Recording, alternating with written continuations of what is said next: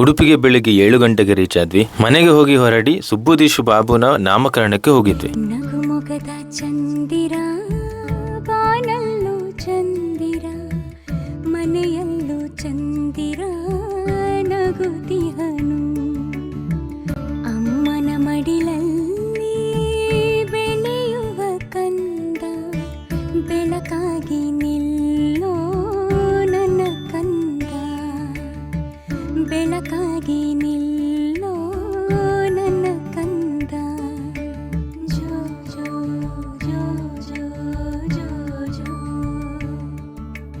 ಲಾಲಿ ಜೋ ಜೋ ಲಾಲಿ.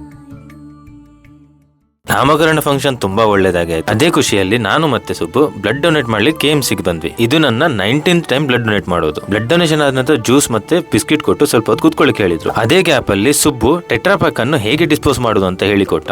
ಸೊ ಈ ವಿಡಿಯೋನ ಸಪರೇಟ್ಲಿ ನಿಮ್ಗೆ ಮಾಡಿ ಹೇಳಿಕೊಡ್ತೇನೆ. ಮತ್ತೆ ಸಿಗ್ತೀನಿ ಹೊಸ ವಿಡಿಯೋ ಜೊತೆ. ಅಲ್ಲಿವರೆಗೆ ಬೈ ಬೈ.